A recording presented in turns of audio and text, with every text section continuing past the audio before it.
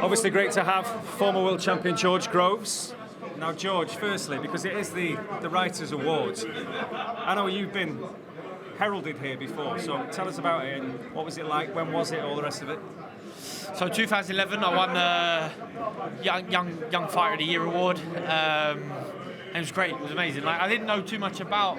It might have been my first time being here. Maybe I was here the year before. Probably not. But was told it's a prestigious award. This is a big event in the calendar year for boxing, and then they show you the list of previous champions who go on to win world titles.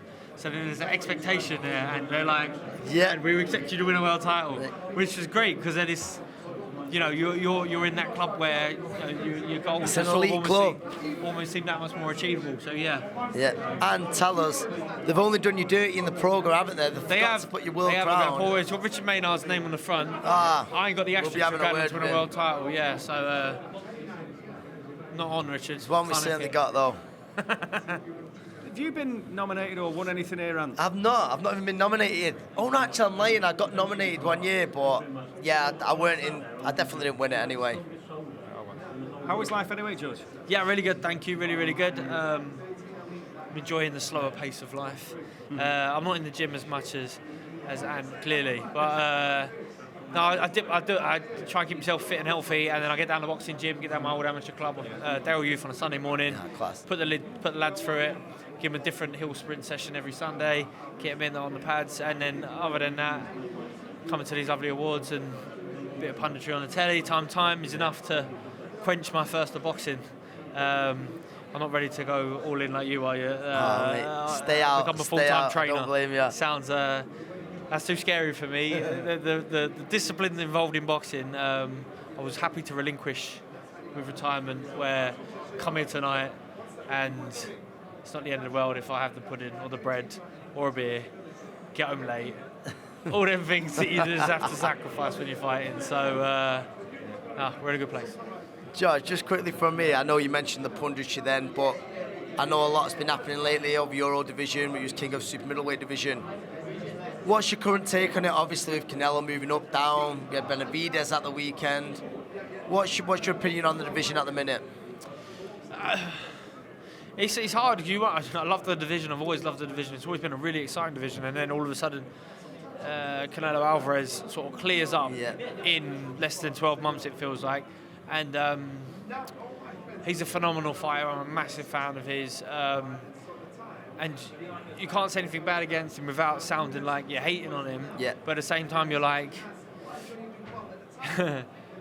you're cleaned up. And you know, he beat Billy Joe Saunders, who's not the biggest super middleweight anyway. He beat your old stablemate, Callum Smith, who you probably know better than me, but he didn't look right that night. Probably took the fight late, a bit drained, so that win might have been flattering.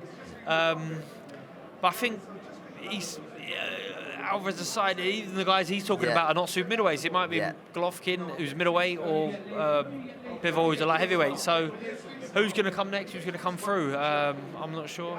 I'm waiting. You probably know the answers to that more than me. It's always going to be a great division, yeah. Just a final one, just a little bit more off track. Spoke to Darren Barker last week, who still hadn't got over the FA Cup final, and I know you share a love of Chelsea. Now, like Ant, most of us, are you just delighted this season's now just done? Yeah, well, as a Chelsea fan and a Russian oligarch disciple, I suppose, we don't know. Chelsea's future's a little bit unclear. Try and keep out of the football politics. We was all Chelsea fans that day, by the way. We was all Chelsea fans that day. I went to the final, and I weren't meant to be, but at least Liverpool didn't win the league. Yes. And that world's was a more rosier place. Yeah. You know, that could have been catastrophic. And what a last day. Are you Man City? Who are you? Mate, you know I'm a red, mate. You had a blue shirt. Yesterday I was a blue. Yesterday I was a blue, mate. A big blue yesterday for 90 minutes. It's fun to hate Liverpool.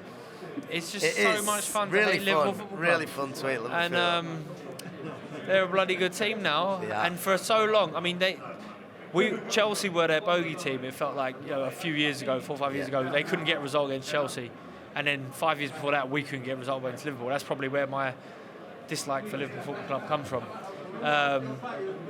John Arne Riise with his ginger hair running down the way of the flank, kicking in goals from 40 yards, getting on my bloody nerves. But yeah, they've already got one more game. One more game. Just need to lose in the Champions League final, and then we're happy, aren't we? If there's footballing gods, Real Madrid, European rival, will win on Saturday. They've pulled it out of the bag a few times this and hopefully they'll do it again Saturday. As you said before, you can have your sticky toffee pudding now, so let's get back in. Right, let's get back in. Yeah.